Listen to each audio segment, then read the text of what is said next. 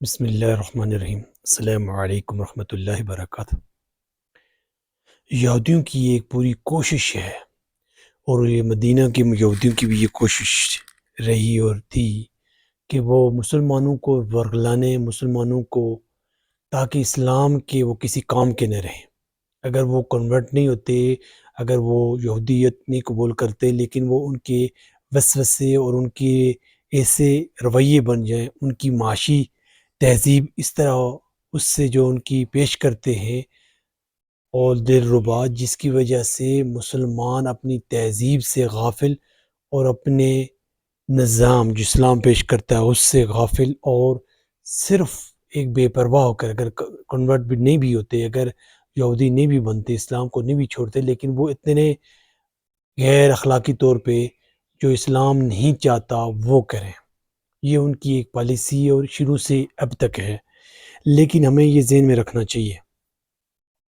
ان میں سے یہودیوں میں سے بہت سے جو مسلمان صبح مسلمان ہوتے تھے، بعد میں پھر وہ کہتے تھے، پروپوگنڈا کرتے تھے کہ ہم مسلمان ہوئے ہیں، مسلمانوں میں رہے ہیں، اور پھر وہ جو نا کافر ہو گئے ہیں، غیر مسلم ہو گئے ہیں، یہودی ہو گئے ہیں۔ ہم ان میں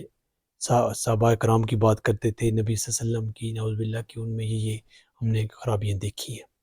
تو یہ ایک ان کا پروپوگنڈا تھا اس وقت بھی اور ابھی بھی۔ آپ اسلام کو سمجھیں، اسلام کی تعلیمات کے مطابق عمل کریں۔ یہودیوں کی پالیسی ہیں، وہ چینج کرتے ہیں، اور وہ انہوں نے کتاب اپنی چینج کر دی ہے۔ انہوں نے پیشن گوئیاں جو ابھی بھی موجود ہیں بائبل میں، ان کے مطابق کہ ایک نبی صلی اللہ علیہ وسلم کے بارے میں، لیکن ان پہ عمل نہیں کیا۔ صرف اور صرف یہ کہ غیر یہودی کوئی نہیں آ سکتا، صرف اس سے عصبیت کی بنیاد پہ، ایک تعصب کی بنیاد پہ کہ غیر یہودی کو کیسے جو ہے نا نبی ہو سکتا ہے، ان کے اتنا تھا۔ اور ان کے اندر جو دیانتدار لوگ کو تھوڑے ہی تھے، لیکن جو وہ کہتے تھے کہ ہم غیر یہودیوں کے بارے میں غیر دیانتداری بارے میں ہمیں نہیں پوچھا جائے گا، ہمیں صرف یہودیوں کے بارے میں دیانتدار کے بارے میں پوچھا جائے گا، اس لحاظ سے کہ وہ ہم چوزن پیپل ہیں، ہم منتخب لوگ ہیں، ہمارے جو ہے نا انتخاب کیا گیا، اور اللہ کے ہم بڑے پسندیدہ ہیں۔ تو کہنے کا مطلب یہ ہے کہ وہ اپنی کتاب کو چینج کرتے تھے الفاظ سے، ان کے مطالب اور ان کو مفہوم چینج کر کے عوام کے سامنے صرف جس سے جو ان کی اپنی غرض ہوتی تھی، مالی منفیت، اور جو دنیا کی زندگی کو جو ہے نا، تو ہمیں دیکھنا چاہیے کہ ہم اس کی طرح اپنی زندگی میں کہیں قرآن و سنت، قرآن کو چینج کرنے کی اللہ نے اس کی ذمہ داری لی ہوئی ہے، لیکن کہیں ہم تو اپنے کسی حق جانتے ہوئے کسی ایسی چیز کی تو نہیں تبلیغ کر رہے، چاہے کوئی بھی مسئلہ اس طرح کی کوئی چیز تو میں نہیں جا رہے جہاں پہ حق نہیں ہے، اور ہمیں پتہ بھی ہے۔ تو ہمیں پوری کوشش کرنی چاہیے کہ ہم ایسی چیزوں سے نکلیں جہاں پہ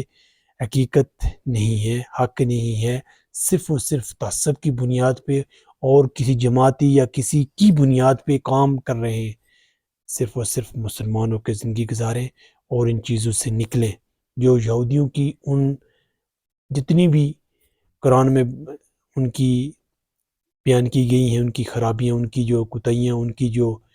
جتنے بھی ڈس آرڈر ہیں، وہ کہیں ہم میں تو نہیں ہے۔ ہمیں دیکھنا چاہیے اللہ کے احکامات کو مانیں، رسول صلی اللہ علیہ وسلم کی زندگی کو مانیں اور اس کے مطابق عمل کریں، اور اس کی تشہیر کریں قرآن و سنت کی۔ یہ ہماری زندگی کا ایک بنیادی مقصد ہونا چاہیے کہ ہم دوسروں تک پہنچائیں اللہ کے نظام، اللہ کے دین کی سربلندی کے لیے ہم پوری کوشش کریں، قرآن کو صحیح طرح پڑھیں اور سمجھیں اور دوسروں تک پہنچائیں۔ اللہ کی توفیق سے ممکن ہے۔ والسلام۔